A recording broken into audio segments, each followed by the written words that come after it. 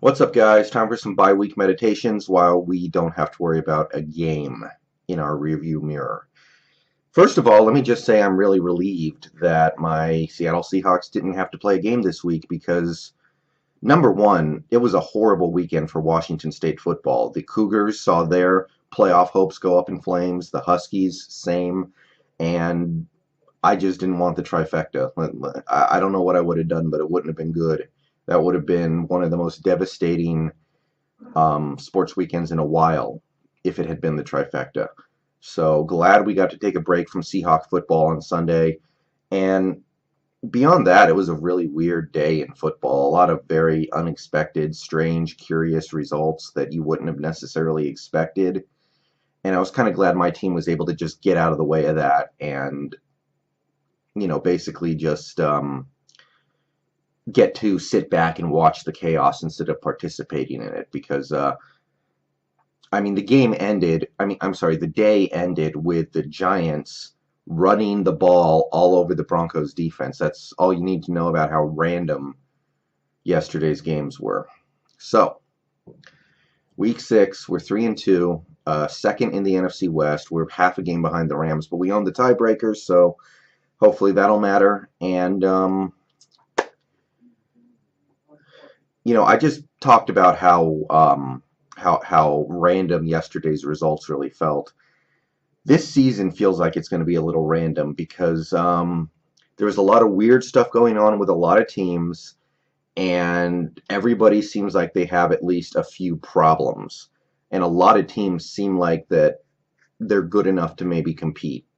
So, right now you would probably say the Philadelphia Eagles are the closest thing we have to a top-tier team in the league right now. They have a quarterback who's playing very well right now. They have a couple running backs. They got a great offensive line.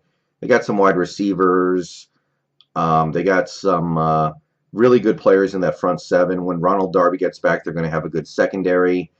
That is the closest thing we have to a complete team in the league right now. After that, especially in the NFC, it gets kind of hazy. Sorry, guys.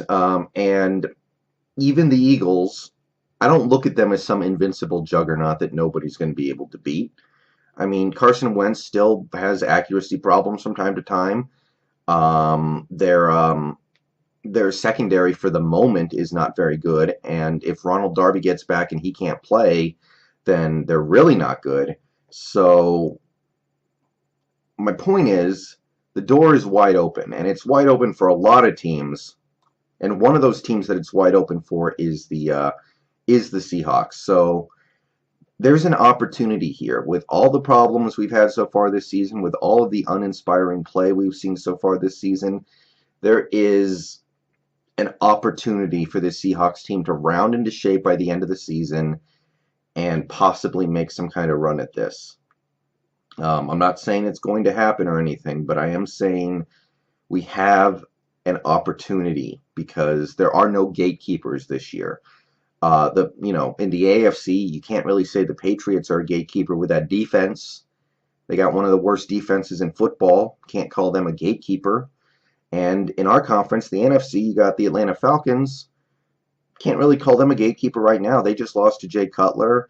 Their offense has clearly lost their spark without Kyle Shanahan. They've clearly taken a step back. So no team should be looking up at anybody and just be going, "Oh well, forget it." There's no way we're going to be able to sneak in here. They're just too good. So, taking a look at the schedule, because that's the other piece of the opportunity in front of the Seahawks, we have 5 road games and 6 home games left in this season. We have road games against the New York Giants, who looked like the worst team in football before that weird random bullshit against the Broncos, which we'll see. We have a road game in Arizona, a team that has looked washed up for a good part of the season, and they kind of had a weird resurgence against Tampa Bay. We'll see if that sticks. But if it doesn't, then we're talking about a 37-year-old quarterback and a 35-year-old running back. We'll see if their spark remains. We have a road game in San Francisco. They're winless so far this year. Road game in Jacksonville. That's a team with very, very obvious flaws to go with very, very obvious strengths. So it just depends on who capitalizes on whose issues. And then we have at Dallas by week 16.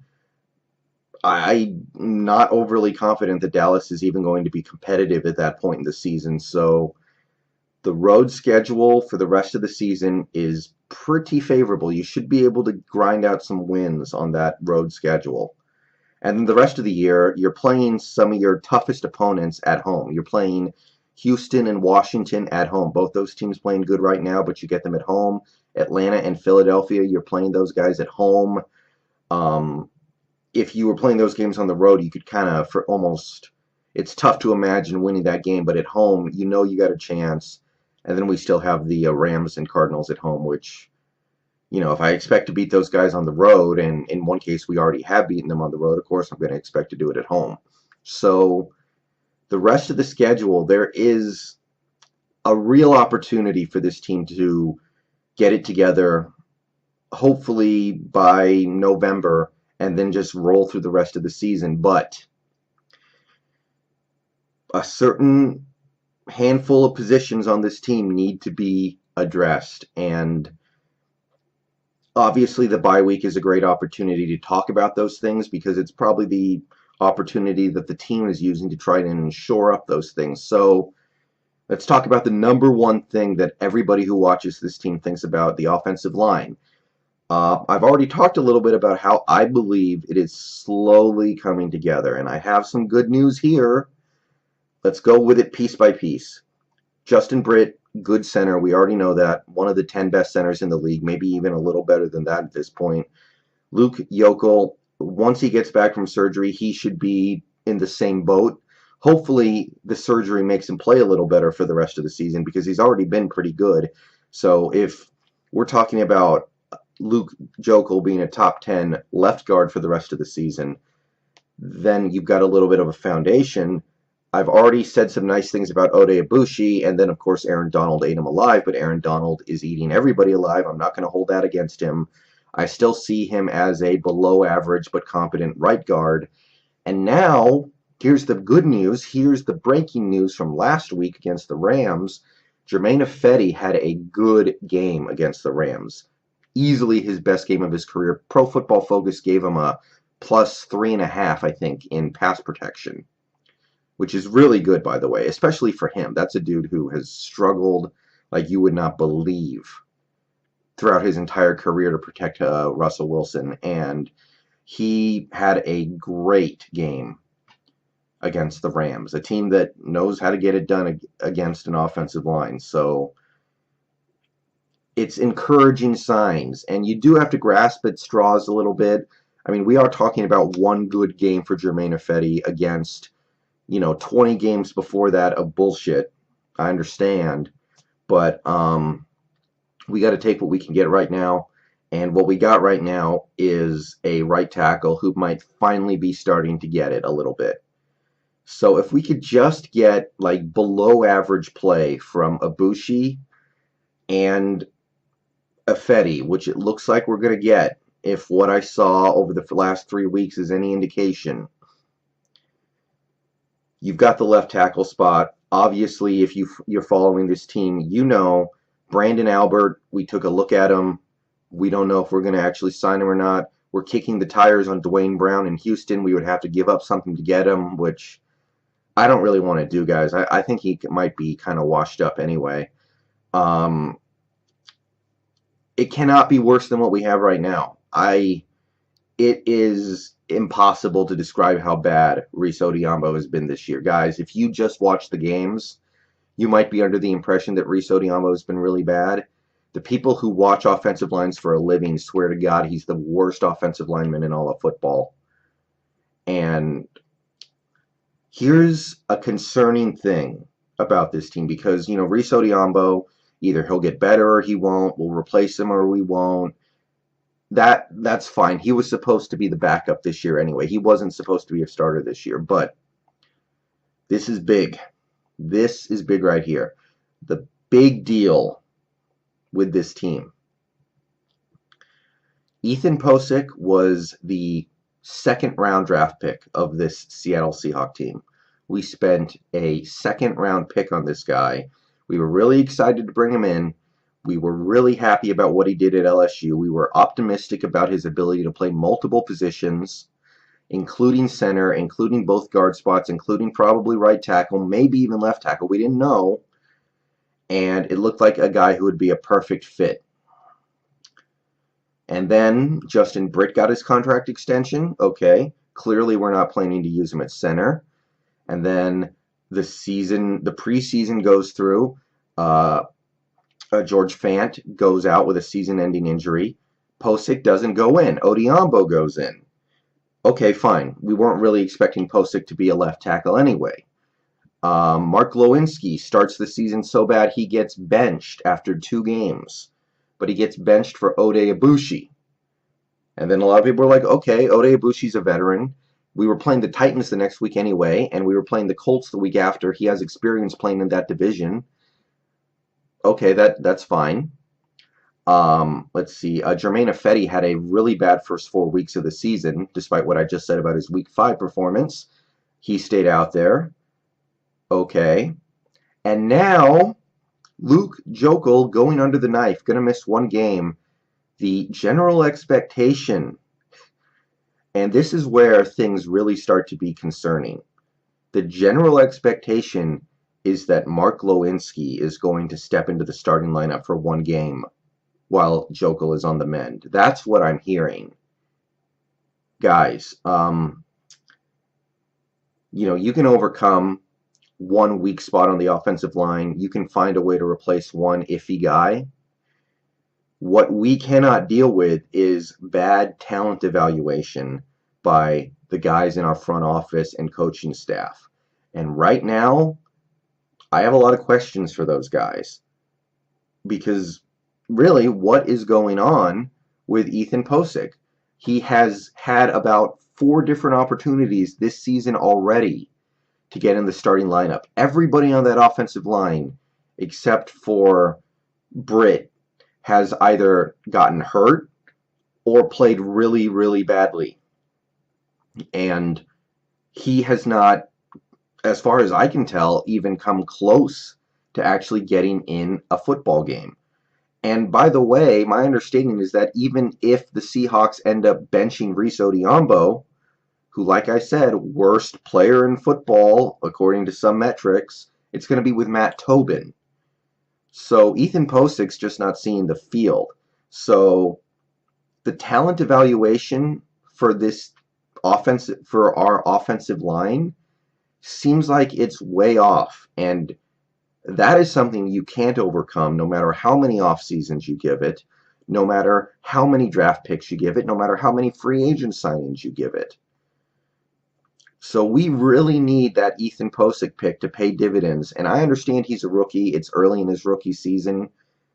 That is the thing that is concerning me. Because if it's not the talent evaluation, then it's the coaching. Then it's Tom Cable just not able to get this guy ready to go on Sunday. So yeah, officially concerned about the Ethan Posick thing. Because if any team could use a rookie offensive lineman to step in and do some work, it's this team, and he's not even sniffing the field. This team is looking for any excuse to not play him, it seems like.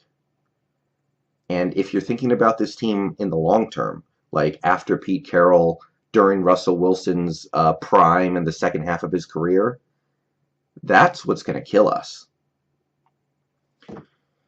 All right. So that's the offensive line. I spent a lot of time on the offensive line. This is going to be a long video, but I got a lot of stuff to talk through, so we're going to go ahead and do it. Defensively, better news here. By the time we play our next game, we should have a better idea of what is going on with our defense. Number 1, we'll know about Cliff Averill. Is he going to play in a couple weeks? Is he going to play in December? Is he never going to play again? Hopefully we'll start getting some answers, because right now I haven't heard anything for about a week and a half, and I don't like it. Okay, I don't like all this silence. Cliff Averill's been an absolute soldier, an absolute warrior for this team bums me out to know he might never play another down of football again. And I want to know. I mean, it would suck if his career is over, but I kind of want to know. Malik McDowell finally showed his face on the practice field for a little bit today, apparently. There were some pictures. I don't know if he was practicing or not. I don't know what he was doing. But it is the first sign we've had since his ATV accident that he might be about ready to get out there on the field. So, if there is any chance in hell that Malik McDowell can actually play this season, and I still don't know if that's going to be the case. I would not be surprised at all if he doesn't play this year. It cannot hurt. It can only help. And this defensive line could use a little help right now if what I fear is going on with Cliff Averill is in fact going on. Deshaun Shedd off the PUP list, practicing again. Seems like he's getting close to some in-game action. And cornerback depth was a concern this offseason. Now you've got Richard Sherman, who's having a great season like he always does. We've got Shaquille Griffin, who is playing his heart out on the outside. It's not perfect, but he's doing everything he can. Justin Coleman, who stepped in and played okay. Don't hate what I've seen from him so far this season. Could be better, but from a guy like that, I will gladly take what we got. And now you're bringing back Deshaun Shedd, who played pretty well last season. And Jeremy Lane, hopefully he gets back and he's healthy by the time we play New York. Things are starting to slot together on the defense. Reinforcements are coming. And I didn't even mention Dion Jordan, who, if he could actually be something this year, that would be, manna from heaven, basically, but not exactly counting on it. But I'm rooting for you, Dion Jordan. Do something with it. Do something. So, yeah. Guys, like I just said, the pieces are all right there. We just got to fit them all together the right way. The schedule, there are some favorable things on this schedule.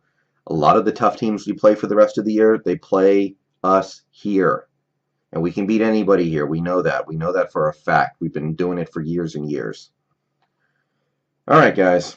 I had to get all that offensive line stuff off my chest because it is a concern, the fact that we seem to be struggling to evaluate offensive lineman talent. But other than that, I think we're ready to go. All right, I'll see you before this Giants game coming up.